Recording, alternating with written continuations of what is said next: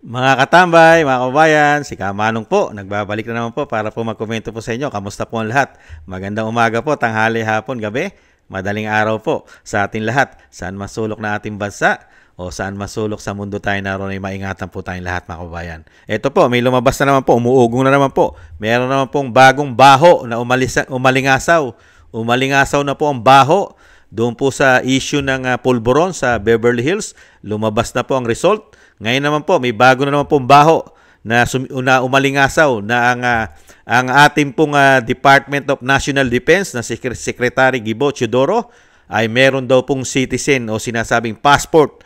Citizen yata siya ng sinasabing Malta o Maltese, mga tambay, dahil doon po sa kanyang pasaporte, mga kababayan. Usong-uso naman po sa mga mayayaman yan. Lalong-lalo po yung napakaraming pera na napakarami po nilang hawak na pasaporte. Hindi po ba?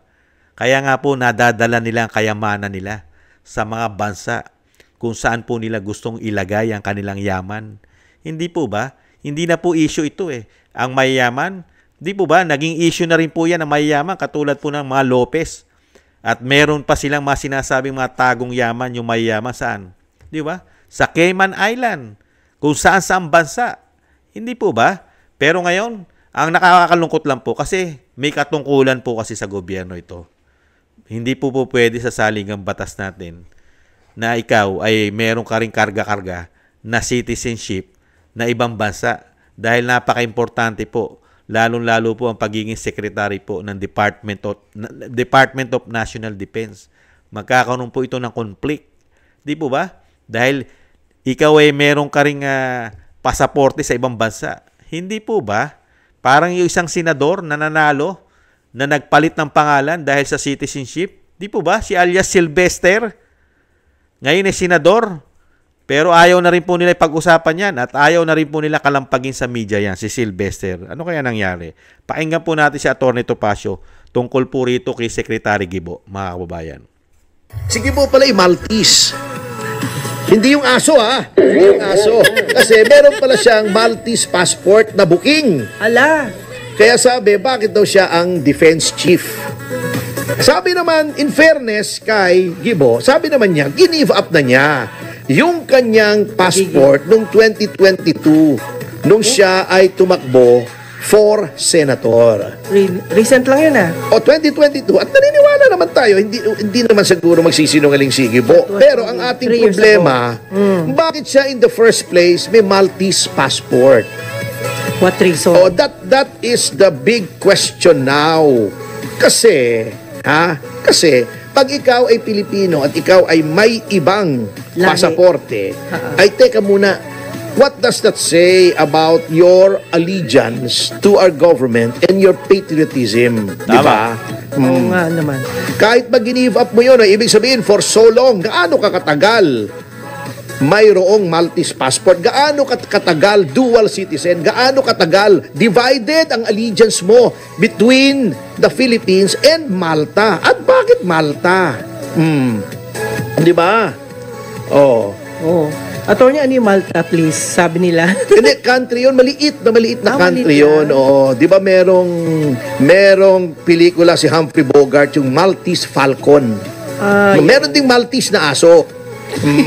Pero may nagsabi rito, tamang-tama daw na Maltese si Gibo. Pero kayo talaga napaka-malisyoso. Ibig yung sabihin, tuta ng si Gibo, Maltese siya. Kasi yung aso ko namatay, si Noynoy, Maltese yun eh. Noynoy ang pangalan, namatay na. Nauna pa siya doon sa tunay na Noynoy. Anyway, sa notang yan ay magbabalik ang Yes Topacio. At ang mga commercial information. Yan po mga tambay. Ya, tama naman po si Atty. Topacio eh. Bakit po siya may karga-arga? At ilang taon niya na pong karga-arga yung pagiging dual niya o pagiging citizen ng Malta o Maltese. Di ba? Napakabigat po kasi nito. Yung dalawang yung allegiance at sa kabila nun isa ka pang DND o Department of National Defense. Hindi po ba mga kababayan? Pero kaya-kaya naman po nilang lusutan yan. Hindi po ba? Lahat naman po yung nalulusutan nila dahil grabe po sila ngayon. Hindi po ba? Kaya nga yung sinasabi nga po natin, kahit yung sinasabi ni Atty. Topacio, talagang questionable po yan. Hindi po ba? Pero meron po kasing dahilan yan. Kaya po sila nagiging citizen sa mga bansang yan. Hindi po ba? Alam naman po natin ang Maltese, mga puti po yan. Nasa Europa po yata yan, Europe. At puro puti po tao dyan.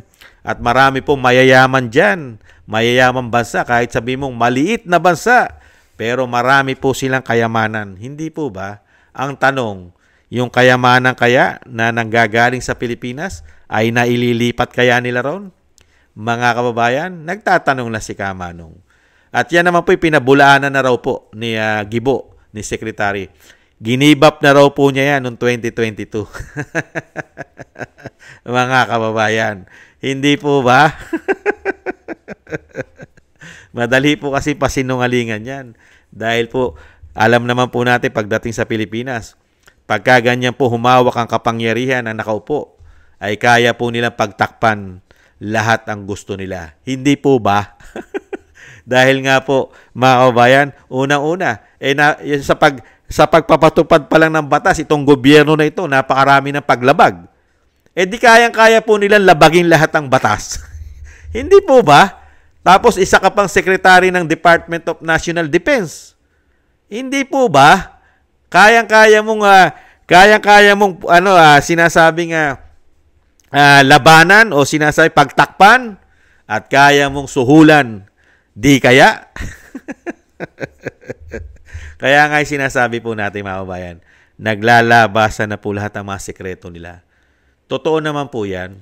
Hindi lang naman po si Secretary Gibo sa mga politiko ang may mga karga-karga at may mga hawak-hawak na ibang pasaporte, mga kababayan. Lalo po ang mga politiko, lalo po ang mga mayayaman, ang mga bilyonaryo.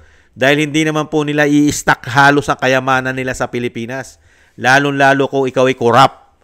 Yung mga corrupt, mga narco-politics, hindi po nila halos ilalagay ang kayamanan nila riyan.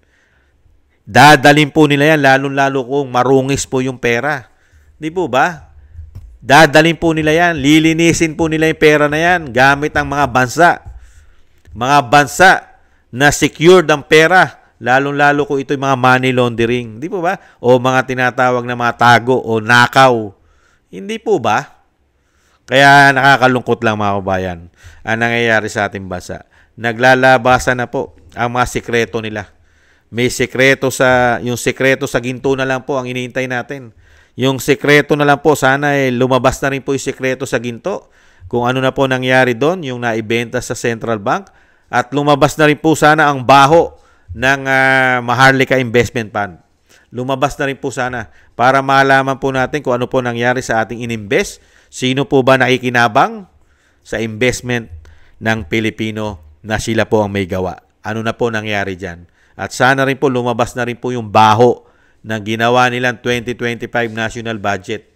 Ano na po ang desisyon ng korte dyan? Lumabas na po sana yung baho dyan. At lumabas na rin po sana yung baho, yung ginawa nilang pagkidnap sa dating Pangulong Duterte. Lumabas na rin po sana yung baho.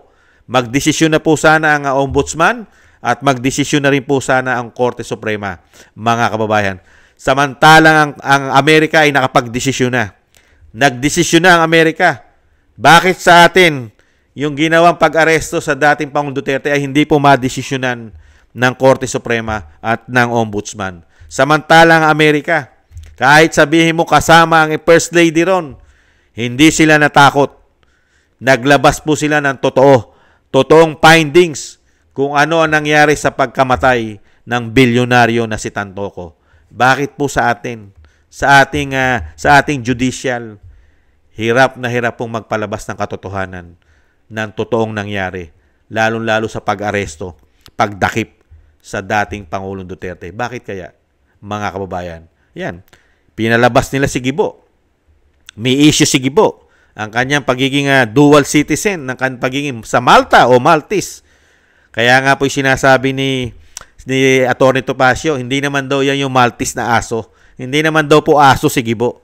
At meron din daw po siyang Maltese na aso. Ang pangalan daw po ay Noynoy. Kaya lang daw po mas unang namatay daw po yon doon sa tunay na Noynoy.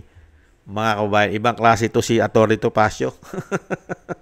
Ipinangalan pa sa dating Pangulo yung kanyang Maltese na aso. Ibang klase ka, attorney. Napatawa mo si Kamanong doon. Yan po mga tambay. Yung issue po kay Gibo, pangkaraniwan na po natin naririnig yan. Lalo-lalo sa mga makapangyarihan, mayayaman, mga bilyonaryong tao, at may kapangyarihan sa gobyerno, mga kababayan. Kaya hindi po malayo na may mga karga-kargang mga pasaporte yan. Mga kababayan, pati po ang first family, hindi natin alam. Dahil napakarami rin po kayamanan sa ibang bansa yan na umuugong. Diba? Kalat na kalat sa buong mundo na meron silang humigit kumulang ng 18 bank account na isang damukal daw po, pera at ginto ang nakadeposito. Pinatunayan na po yan yung pumutok na issue sa Hong Kong.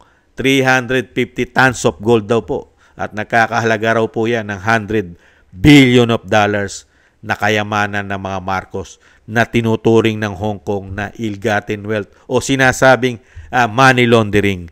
Totoo kaya yon? Nagtatanong na si Kamanong. Kumalat po kasi yan sa international news.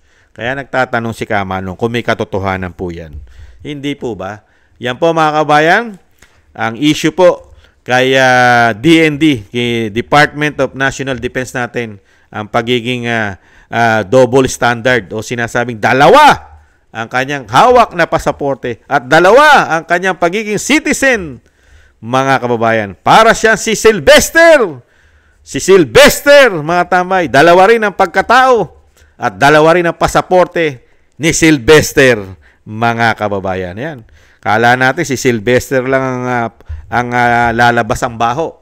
Lalabas din po pala ang baho ni Secretary Gibo, mga kababayan. Sino kaya ang susunod? Mga kababayan, sino kaya ang susunod? Sana lumabas din po ang mga baho nila. Lalong-lalo po yung nasa DOJ, mga tambay. Ibang klase po yan. Yung sa DILG, ibang klase po yan. Lalong-lalo po yung nag-aresto po, si General Torre, si General Marbil, General Fajardo. Mga katambay, wala kaya mga baho yan nalalabas? Mga kabayan, nagtatanong na si Kamanong. Hindi na masama magtanong. Maraming salamat po mga kabayan.